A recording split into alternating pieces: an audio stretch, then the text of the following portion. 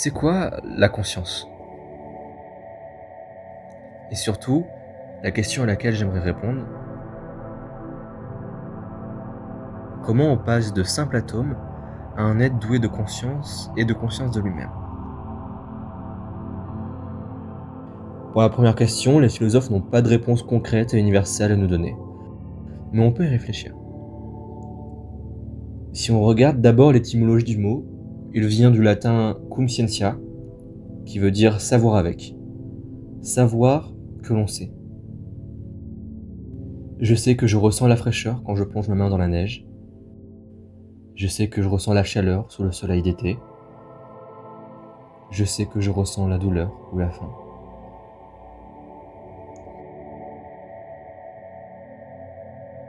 J'expérimente le monde et je le sais. Je sais que je sais. J'ai conscience d'avoir conscience. Je fais rapide, mais vous comprenez l'idée. Pour la deuxième question, celle qui m'intéresse le plus, comment on passe d'atomes d'hydrogène, de carbone ou d'oxygène à un être qui se pose des questions sur lui, son existence et tout le reste.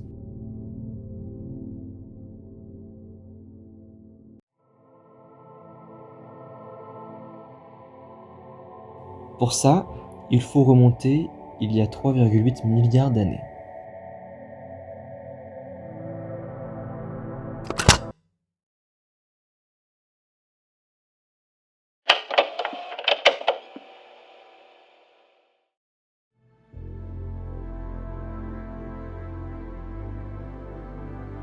Eh bah, on ne sait pas. On ne sait pas parce qu'on est juste avant le Big Bang. Tout ce que vous regardez actuellement autour de vous n'existe pas encore. Toute la matière et toute l'énergie de l'univers observable sont concentrées dans un état incroyablement dense et chaud. On est sur le point de voir l'univers prendre vie. Alors, regardons le spectacle.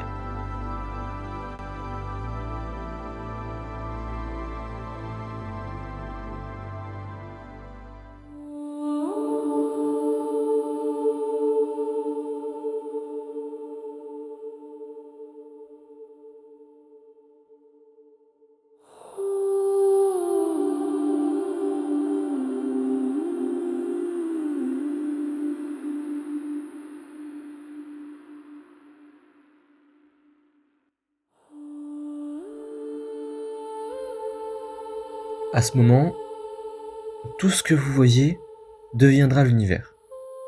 Enfin, pas tout à fait. Dans cette expansion de matière est créée l'antimatière, l'exact opposé de la matière. Quand les deux sont mis en contact, ils s'annihilent. Toute l'énergie contenue dans chaque atome est relâchée. Cette énergie est vraiment démentielle.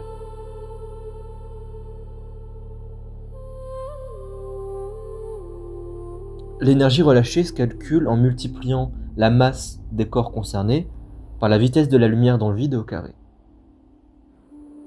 E égale mc au carré.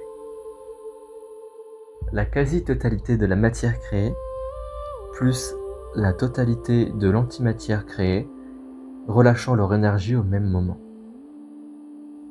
Ce nombre est tellement grand qu'on est incapable de l'imaginer, et le concevoir dans notre cerveau serait impossible.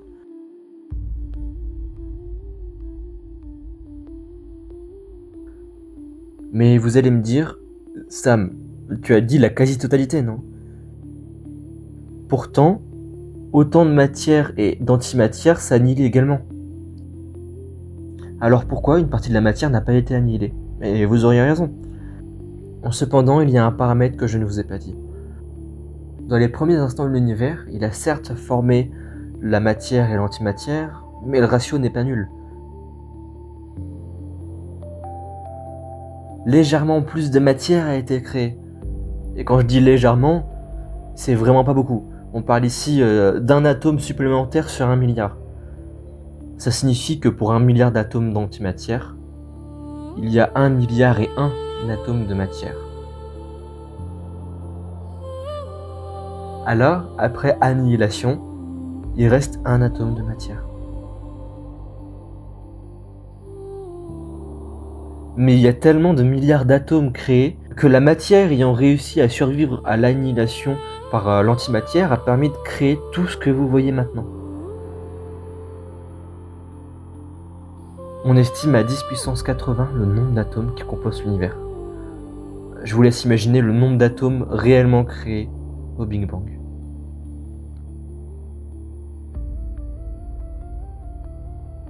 Surtout si je vous dis que ce 10 puissance 80 n'est qu'un milliardième de la matière créée au départ. 1 sur 1 milliard, et c'est l'univers. Chaque grain de sable que votre pied foulera, chaque étoile que vous regarderez, chaque enfant qui joue dans l'herbe,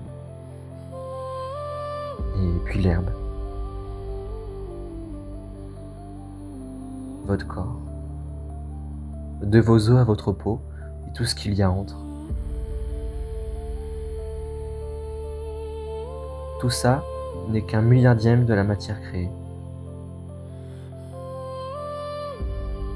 Et c'est fascinant, stupéfiant et hallucinant à la fois.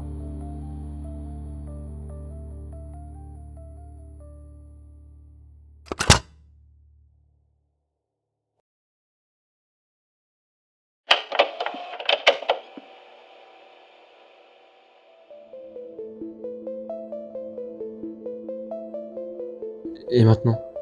C'est vrai, après la création des atomes, il se passe quoi? Comment on passe d'atomes à l'univers qu'on voit actuellement? Pour ça, on va avancer dans le temps.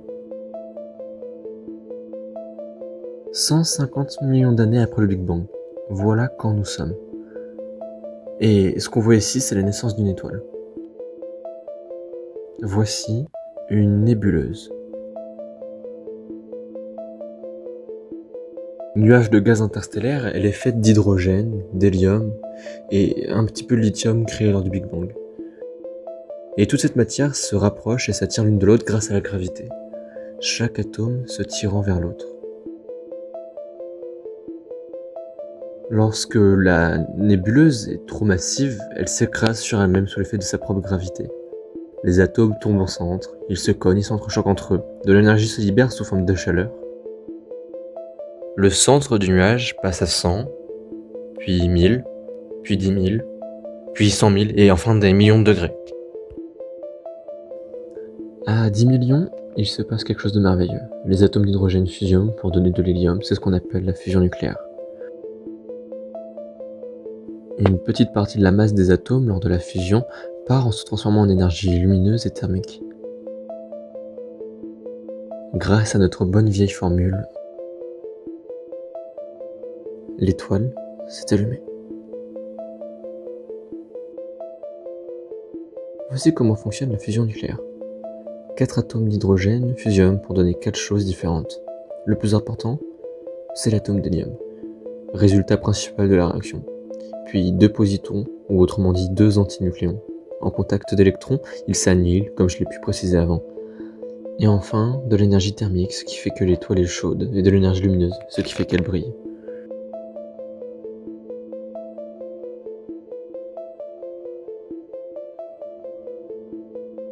Une fois que l'étoile a consommé la totalité de l'hydrogène disponible, elle se met à produire d'autres atomes en fusionnant de l'hélium. Elle produit du beryllium et du carbone. Pour rappel, avant que l'étoile ne naisse, les seuls atomes qui existaient étaient l'hydrogène, l'hélium et le lithium. Les 3 premiers atomes du tableau périodique.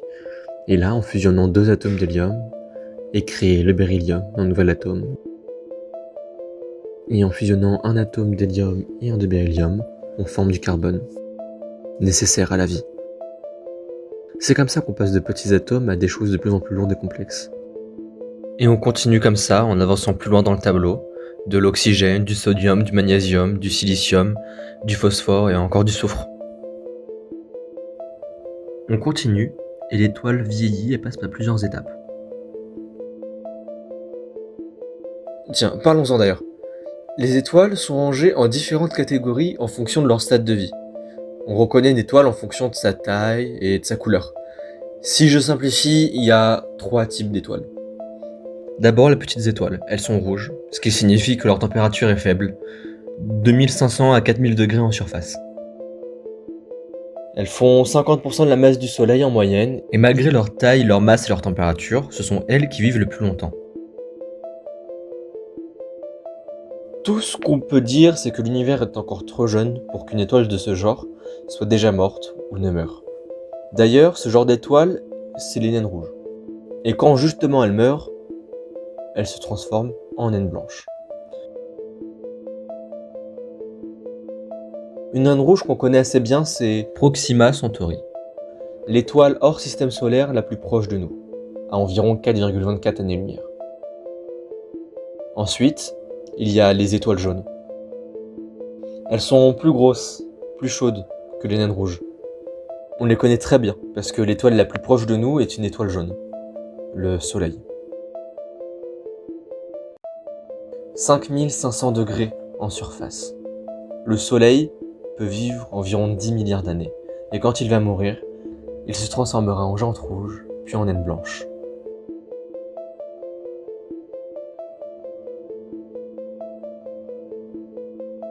On monte un cran dessus, les géantes bleues. Extrêmement chaudes, extrêmement grosses, des titans de l'espace. 20 000 à 50 000 degrés en surface. 10 à 100 fois la masse du Soleil. Et elles ne vivent pas très longtemps, seulement quelques millions d'années. Et quand elles meurent, elles se transforment en supernova. Sous l'effet de leur propre gravité, les atomes foncent sur le noyau de l'étoile et se cognent dessus, se propulsant dans l'espace. Le noyau qui reste se transforme alors en étoile à neutrons. Alors, plus rare, parce que c'est seulement les mastodontes des étoiles qui se transforment en cela, la gravité devient irrésistible. L'étoile s'effondre sur elle-même et se transforme en quelque chose de dense qui déchire l'espace et le temps. Un trou noir.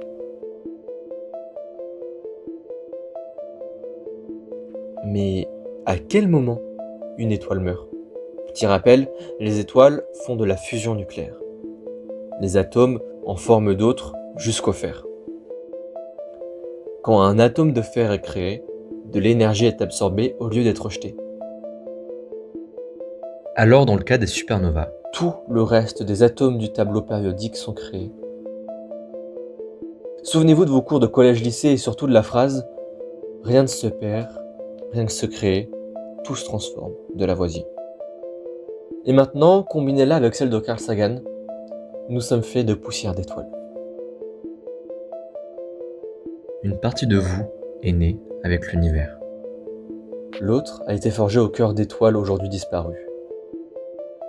Le carbone dans vos cellules nerveuses qui vous permet de réfléchir, l'oxygène dans vos poumons qui vous permet de respirer, le calcium de vos os qui vous permet de vous tenir debout, le fer dans vos veines qui constituent vos globules rouges. Vous êtes à la fois plus vieux que la Terre et l'héritier de soleils morts depuis des milliards d'années.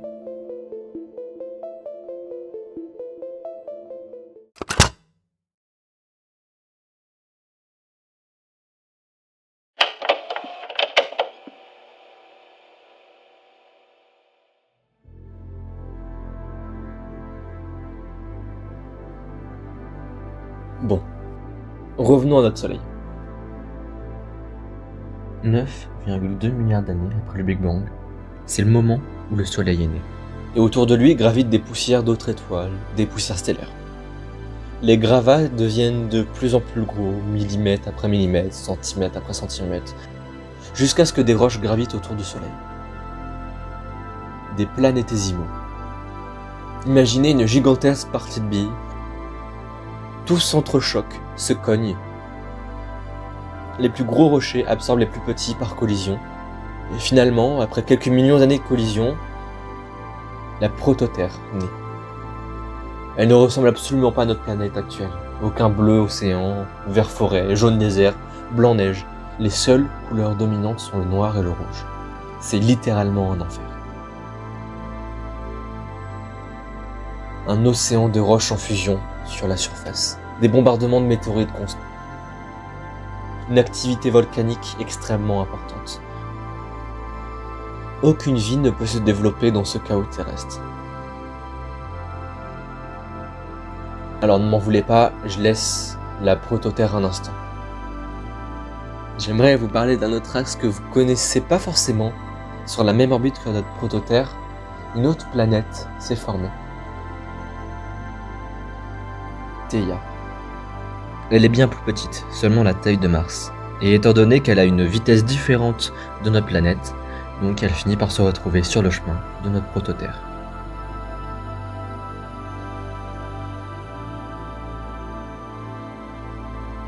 Theia s'écrase sur notre future planète. Les deux fusionnent par la force de l'impact et des millions de tonnes de matière sont éjectées dans l'espace. La Terre est née. La matière éjectée lors de l'impact se retrouve à graviter autour de la Terre. Des anneaux se sont formés. Je le redis parce que ça peut être dur à concevoir, mais la Terre, dans les débuts de sa vie, a eu des anneaux. Et là, il se passe la même chose qu'autour du Soleil. Les anneaux se fusionnent en rochers. Ces derniers fusionnent entre eux. Et finalement, la Lune est née. Pendant ce temps, la Terre est presque totalement liquide. Les matériaux lourds comme le fer ou le nickel se dirigent vers le centre de la Terre, tandis que les plus légers remontent. C'est comme ça que se forment le noyau, le manteau et la croûte terrestre. C'est bien. Mais la vie n'est toujours pas là. Comment on passe de la Terre en fusion à nous ?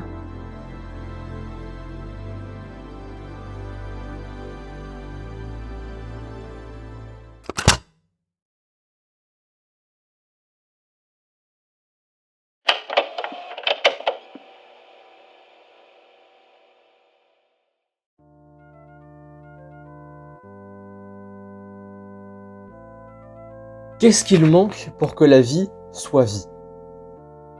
De l'eau. C'est dans l'eau que la vie est née. Mais il n'y a pas d'eau sur Terre. Même refroidie, la Terre reste invivable. Le consensus scientifique nous dit qu'il y a probablement plusieurs causes à l'apparition de l'eau. Des comètes et des météorites contenant de l'eau qui sont écrasées sur Terre, ou alors l'eau était déjà présente dans certains minéraux formés.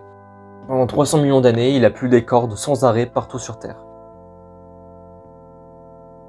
Un unique océan d'eau recouvrait la surface. Des atomes d'hydrogène, d'oxygène et de carbone s'y baladent librement. Le carbone est un élément très spécial.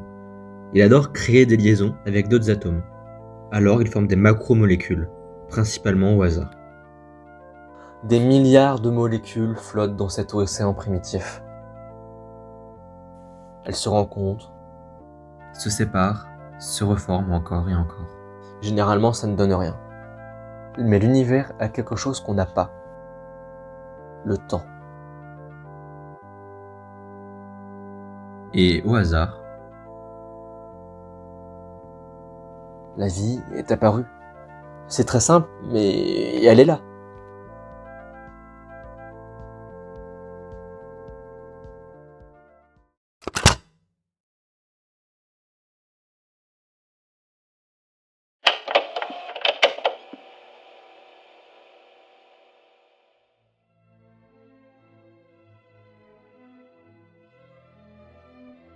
La vie, réduite à sa plus simple expression, étant la cellule, n'a besoin que de 3 choses. tout d'abord, une membrane cellulaire, qui sépare les éléments internes de l'extérieur. Sinon, ces éléments se mélangent à l'environnement, comme si on mélangeait du lait dans un café.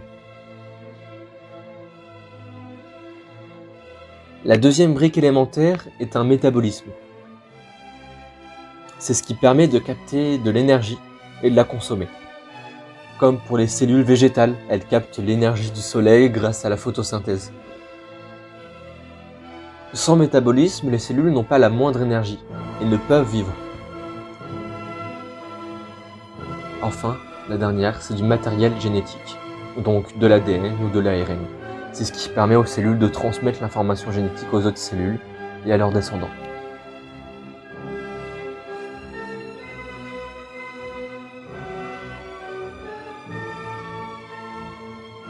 Quand on a toutes ces briques, la vie peut commencer.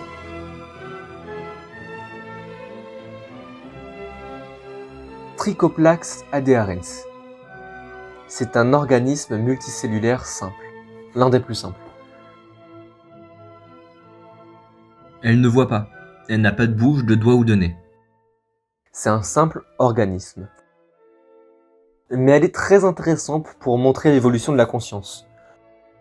Quand elle trouve de la nourriture, ça peut être des algues microscopiques, des bactéries, bref, quand elle trouve de quoi se nourrir, elle relâche des enzymes digestives en se collant au corps de son repas. Ces enzymes digèrent de l'intérieur la victime, et les molécules restantes sont assez petites pour qu'elles puissent passer directement à travers la membrane des cellules de Trichoplax.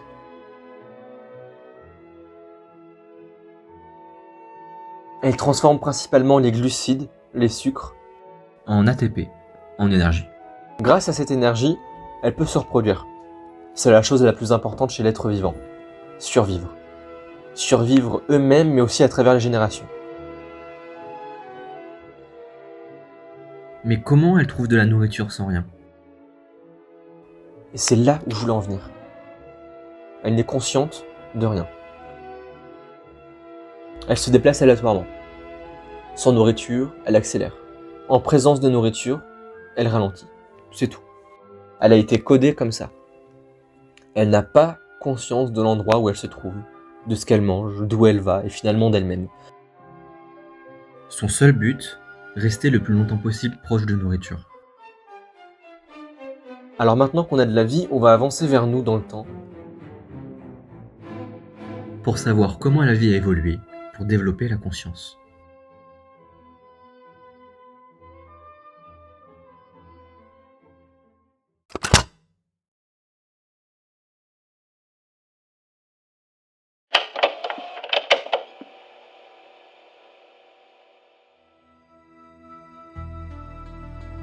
Je vous présente la prochaine espèce, Dugesia tigrina. C'est un ver d'eau douce. Il est petit, mais incroyablement plus complexe que notre créature précédente. L'évolution lui a donné une bouche, des organes complexes comme un système digestif ou nerveux, en apparence très simple mais incroyablement intéressante quand on se penche un peu plus. Là où Trichoplax n'avait conscience de rien, Dugesia a conscience de sa faim. elle se repose sous les algues quand elle ne ressent pas la faim. Et se déplace quand elle la ressent. Son action dépend de son état physiologique. Quand elle a faim, elle utilise des chimiorécepteurs présents sur sa tête pour sentir son environnement et se diriger vers une source de nourriture. L'apparition de récepteurs grâce à l'évolution a permis à Dugesia tigrina d'avoir conscience de son état physiologique et de la présence de nourriture. On a fait un pas vers notre conscience. Mais elle suit quand même aveuglément le chemin jusqu'à sa nourriture. Elle ne sait pas réellement où elle va. Si on veut avancer encore dans la complexité de la conscience, il faut que la créature ait la capacité de voir l'environnement autour d'elle. Et des yeux, c'est parfait. Des yeux, ça permet d'ajouter un contexte et une dimension de profondeur. Grâce à un appareil optique, une créature peut voir sa nourriture et s'y tenir. Mais là encore, il y a une limite. Si la créature ne peut plus voir sa cible, alors elle l'abandonne. Donc, encore une fois, il faut que les modifications apportées par l'évolution deviennent plus efficaces.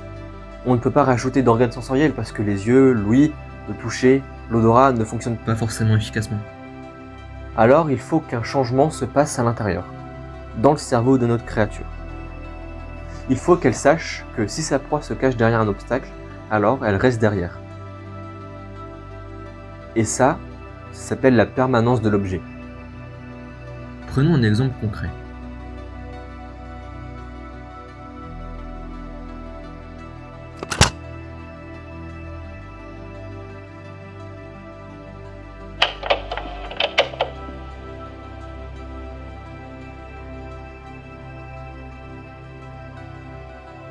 Quand votre chat joue avec une mouche, Et que cette mouche se pose derrière un pied de table, là où il ne peut pas voir.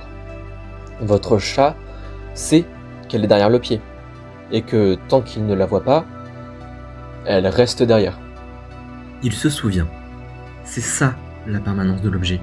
Si notre créature est distraite pendant qu'elle mange, comme une mouche qui se fait chasser d'un coup de main, elle revient après un instant parce qu'elle se souvient. Et le fait de se souvenir ajoute une dimension de temps à notre conscience.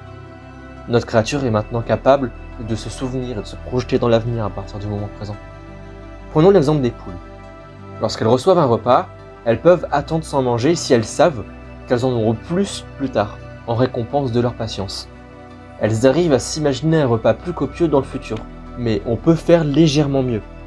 Notre créature peut maintenant se rendre compte qu'il y a d'autres créatures comme elle, affamées, Elle peut cacher et faire une réserve.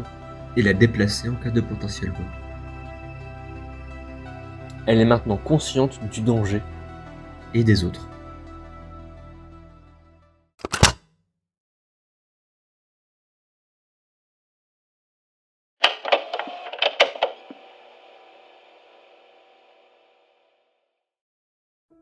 C'est bien, mais c'est pas assez. Depuis le début, notre créature a réussi à évoluer pour avoir différents niveaux de conscience. La conscience qu'elle mange et de ce qu'elle ressent, la conscience de son environnement, la conscience du temps, la conscience des autres. Il nous manque quelque chose pour qu'on passe de conscience du monde à conscience de nous-mêmes. La dernière brique pour terminer. Quelque chose qui nous permet d'élaborer des plans. Quelque chose qui nous permet de prendre des décisions à plusieurs. Quelque chose qui nous permette de communiquer. Bah ouais, on a ça nous. On appelle ça le langage. Avoir la capacité de communiquer de manière complexe. C'est très rare. Seulement quelques espèces. Pouvoir parler à nos semblables nous permet d'avoir encore plus conscience des autres, mais surtout de nous-mêmes. Maintenant, nous savons que nous savons. Les neurones en fuseau. C'est ce qu'on pense qui nous a permis d'avoir cette conscience. Ils nous permettent aussi d'avoir de l'empathie et des interactions sociales. Je disais que seulement quelques espèces avaient la possibilité de communiquer de manière complexe. Ce sont ces mêmes espèces qui ont des neurones en fuseau. Ce sont les éléphants,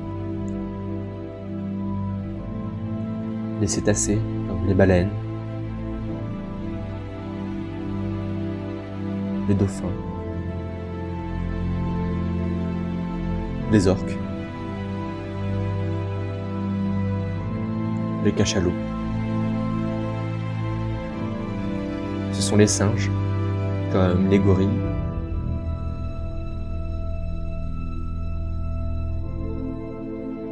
les macaques, les chimpanzés.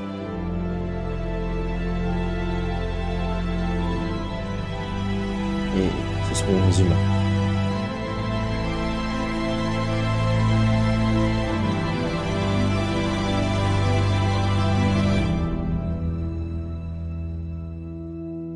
L'origine de la conscience vient de notre désir de manger plus. D'abord aléatoirement, puis en captant de la nourriture, puis en la voyant, en pouvant s'en souvenir, en ayant peur qu'on lui vole. Et enfin, on a développé un langage complexe pour élaborer des plans, pour pouvoir avoir plus de nourriture. Et maintenant, on se pose des questions sur l'univers, son début et sa fin.